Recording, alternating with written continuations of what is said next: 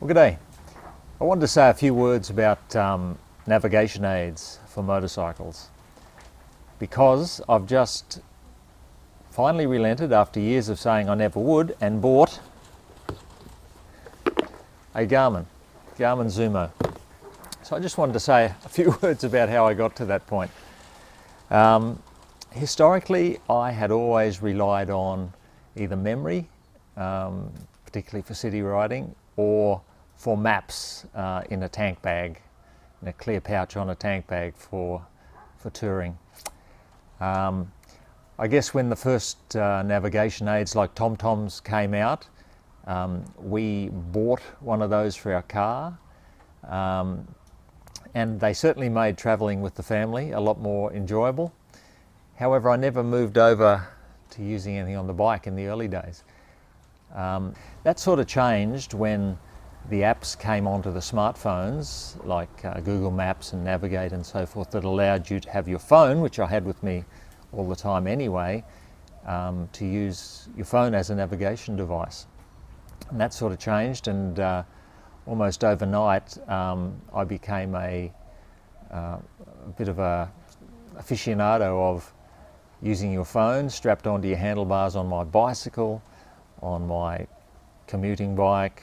I bought one for my daughter's bike. In fact, if I look around at my bikes here now, there's quad locks everywhere. This is on my commuting bike. I bought one for my daughter's bike. If you look at all our actual family bicycles, they've all got quad locks on them. So I sort of fell in love with the idea of strapping your phone to a quad lock. And I must admit, it was very convenient. What turned me off doing that for the motorcycles, this bike I've got behind me now, I bought earlier this year, this BMW R1200R. I found it was owned by an old guy in Sydney. We did some discussions over the phone and some negotiations, agreed on a price, and I flew down to Sydney to buy it. And I went. He came and picked me up at the airport.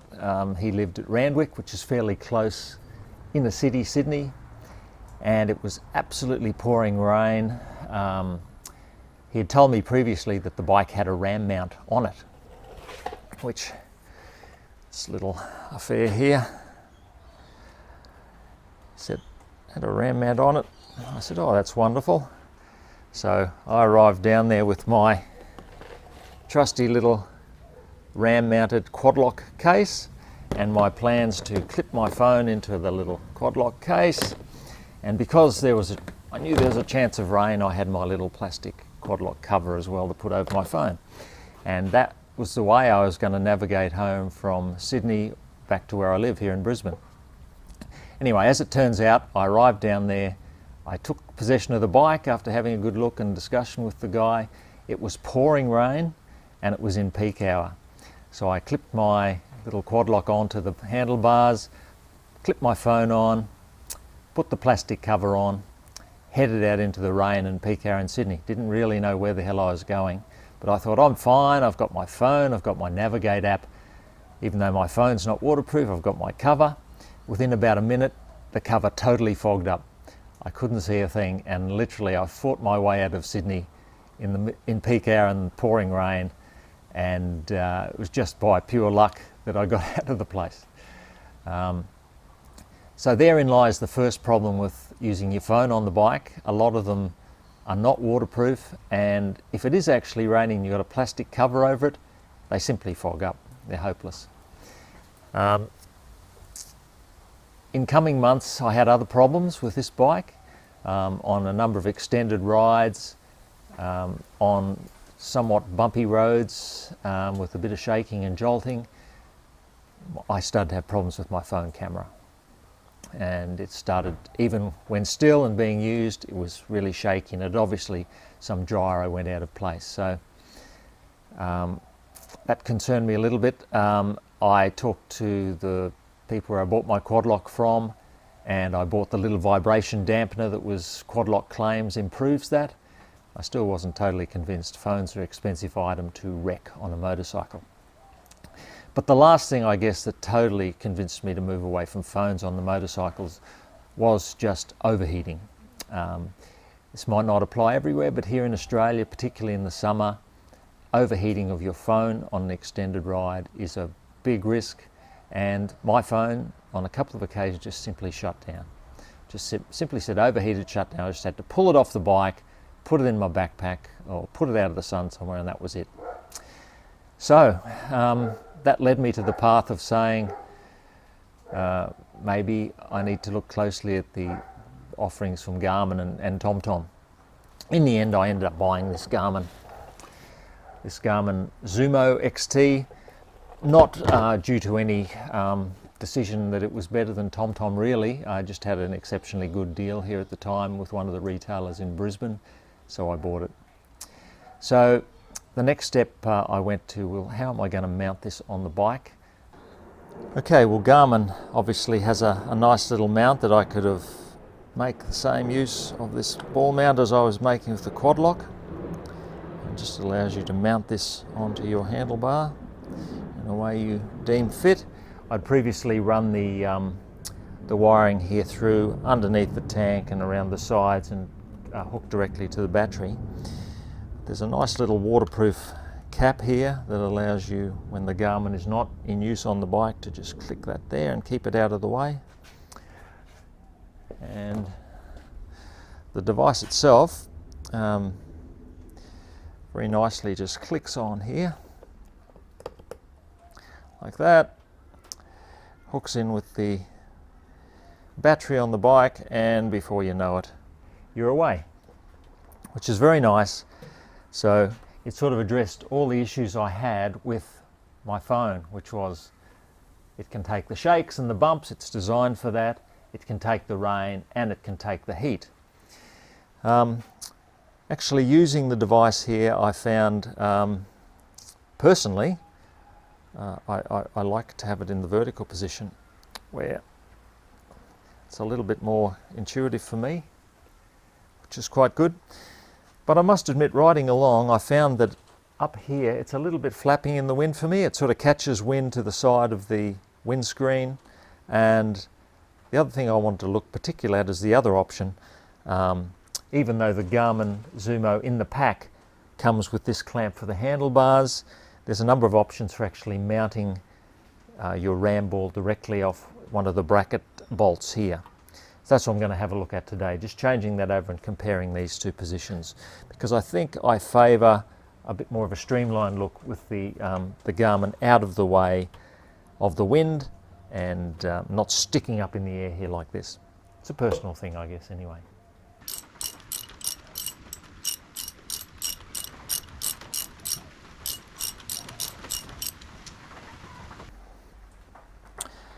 Okay, so the little ball mount kit that comes from RAM has a rubberized ball head here with about 25 millimeters clearance inside. So here's the screw that I just took out of the handlebar bracket, and RAM gives you, depending on the length of that screw and how much clearance you need, it gives you 3 different ones here. But adding the 25 mil onto this one, it's 35 plus 25 should give us 60, so this smallest one here should be plenty for what I need in this case.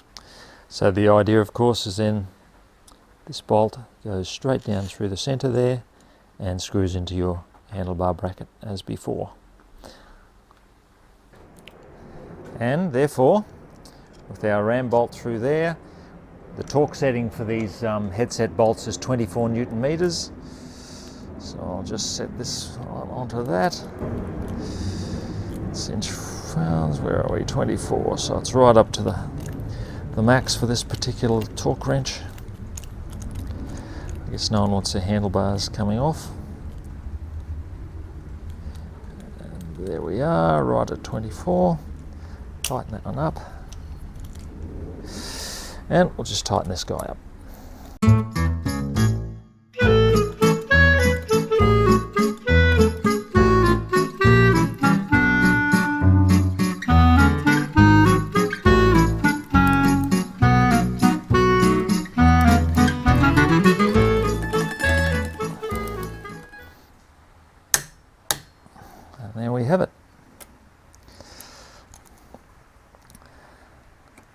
been nice to have a silver head rather than the black head, which comes with the kit.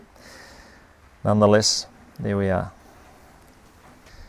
So with this now tightly onto here, we can just detach this here, and hopefully I've got enough cable that will allow me to, I think, put it something like this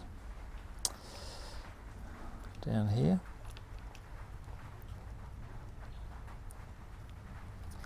I'll just straighten that up a little bit because I want that as low profile as possible.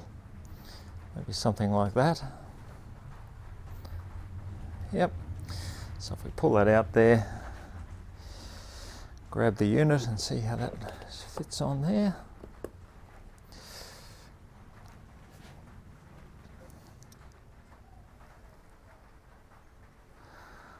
So it doesn't look too bad.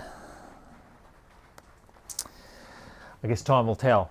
I'll definitely give it a try like that. I'm a little bit more inclined to the low profile positioning for now. But I mean, there's nothing particularly wrong with that. I guess it's a matter of personal preference.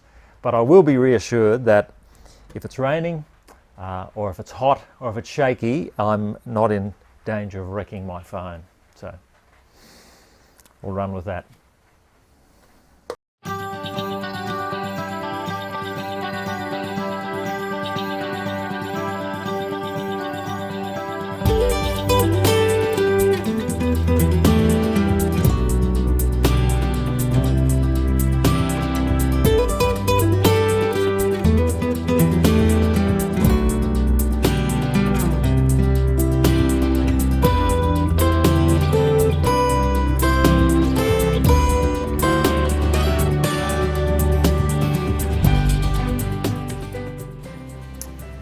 Okay, well, I hope that may have been of interest to some, utterly boring to others, no doubt.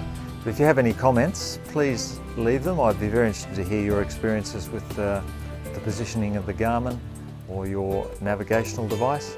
And apart from that, happy and safe motorcycling. We'll catch you around. Bye.